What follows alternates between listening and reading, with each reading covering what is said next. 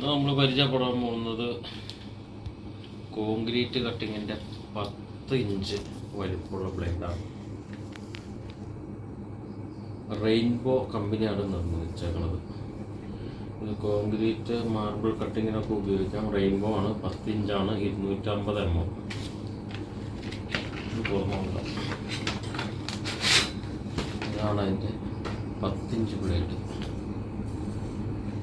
Concrete cut ചെയ്യാം, marble cut ചെയ്യാം, granite cut ചെയ്യാം.